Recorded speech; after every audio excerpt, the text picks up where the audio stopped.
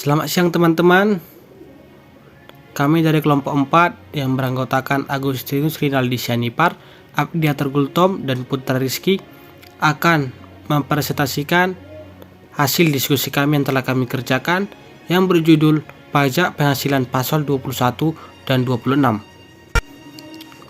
Pengertian PPh Pasal 21 adalah setiap orang pribadi atau badan yang diwajibkan oleh Undang-Undang Nomor 7 Tahun 1983 tentang pajak penghasilan sebagaimana telah diubah dengan Undang-Undang Nomor 17 Tahun 2000 dan terakhir Undang-Undang Nomor 36 Tahun 2008 untuk memotong PPh Pasal 21, termasuk memotong PPh Pasal 21 dalam Peraturan Menteri Keuangan Nomor 252 KMK 03 2008. Mekanisme PPh Pasal 21 yang pertama adalah pemotong pajak. Setelah memotong pajak, wajib menyetorkan pajak tersebut ke bank persepsi atau kas negara atau kantor pos dengan menggunakan surat setoran pajak atau SPP selambat-lambatnya pada tanggal 10 bulan takwim berikutnya. Yang kedua, pemotong pajak wajib melaporkan penyetoran tersebut ke kantor pelayanan pajak tempat wajib pajak terdaftar dengan menggunakan surat pemberitahuan atau SPT masa selambat-lambatnya pada tanggal 20 bulan takwim berikutnya. Yang ketiga, pemotong pajak wajib memberikan bukti pemotongan PPh Pasal 21 baik diminta maupun tidak pada saat dilakukannya pemotongan pajak pada orang pribadi bukan sebagai pegawai tetapi atau sebagai pegawai pensiunan. Bukti pemotongan PPh Pasal 21 ini ada dua, yaitu bukti pemotongan PPh Pasal 21 tidak final atau PPh Pasal 26 dan bukti pemotongan PPh Pasal 21 final. Penerima penghasilan wajib pajak PPh Pasal 21 yang pertama pegawai, yang kedua penerima uang pesangon, pensiun atau uang manfaat pensiun, tunjangan hari tua atau jaminan hari tua termasuk ahli warisnya.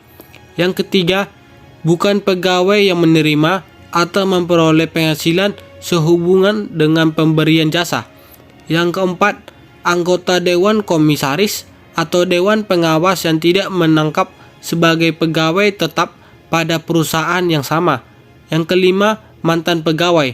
Yang keenam, peserta kegiatan yang menerima atau memperoleh penghasilan yang dipotong PPh Pasal 21. Objek PPh Pasal 21. 1. Penghasilan yang diterima atau diperoleh pegawai tetap baik berupa penghasilan yang bersifat teratur maupun tidak teratur.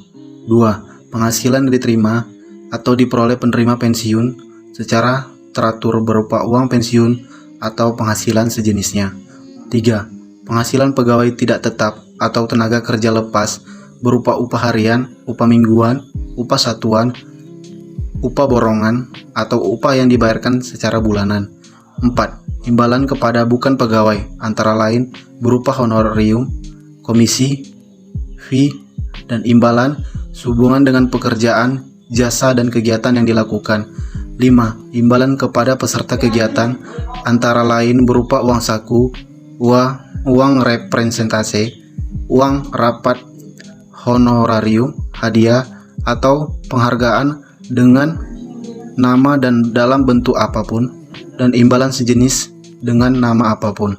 6. Penghasilan berupa uang pesangon, uang manfaat pensiun, tunjangan hari tua, atau jaminan hari tua yang dibayarkan sekaligus yang pembayarannya melewati jangka waktu 2 tahun sejak pegawai berhenti bekerja. 7. Penghasilan berupa honorarium atau imbalan yang bersifat tidak teratur yang diterima atau diperoleh anggota dewan komisi, komisaris, atau dewan pengawasan yang tidak menangkap sebagai pegawai tetap pada perusahaan yang sama. 8. Penghasilan berupa jasa produksi, tenciam, gratifikasi, bonus atau imbalan yang lain yang bersifat tidak teratur yang diterima atau diperoleh mantan pegawai.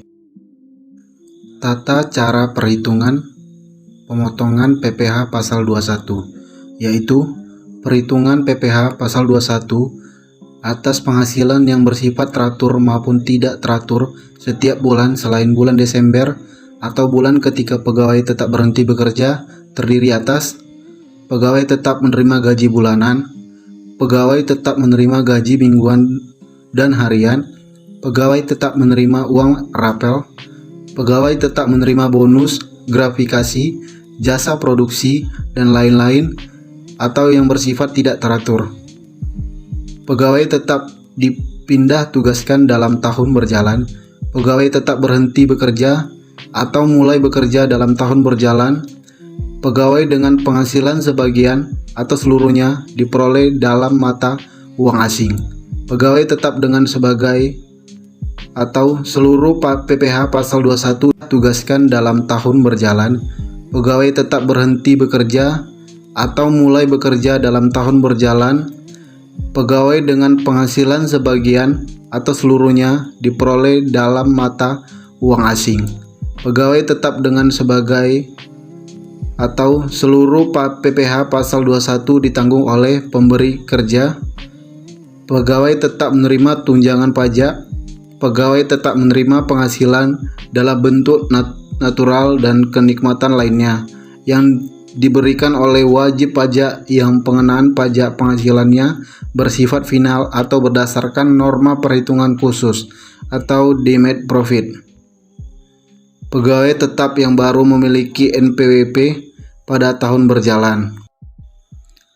Pengertian dan pemotongan PPh 26, yaitu PPh pasal 26 menurut Undang-Undang Nomor 36 Tahun 2008 adalah pajak penghasilan yang dikenakan atas penghasilan yang diterima wajib pajak luar negeri dari Indonesia selain bentuk usaha tetap atau BUT di Indonesia.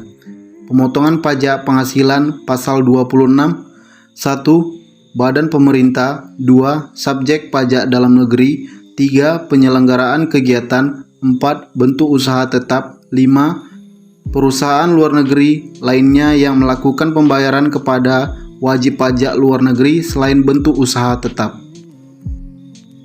Tarif dan perhitungan pajak penghasilan pasal 26. Tarif yang dikenakan adalah 20% untuk setiap jenis penghasilan yang dikenakan PPh pasal 26 atau sesuai dengan persetujuan penghindaran pajak berganda atau P3B antar negara atau tax treaty. Tarif 20% dikenakan dari dasar pengenaan pajak dengan ketentuan sebagai berikut. 1. Tarif 20% dari penghasilan bruto. 2. Tarif 20% dari penghasilan neto. 3. Tarif 20% dari penghasilan kena pajak setelah dikurangi pajak penghasilan. Perhitungan PPh pasal 26. PPh pasal 26 sama dengan 20% kali penghasilan bruto. Perhitungan tersebut diterapkan untuk penghasilan yang bersumber dari modal dalam bentuk A. Dividen, B.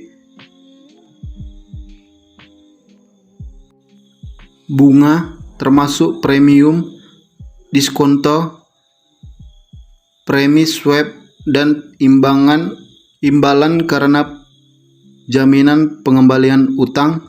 C. Royaltis, sewa, dan penghasilan lain sehubungan dengan penggunaan harta. D. Imbalan sehubungan dengan jasa, pekerjaan dan kegiatan. E. Hadiah dan penghargaan. F. Pensiun dan pembayaran berkala lainnya. 3.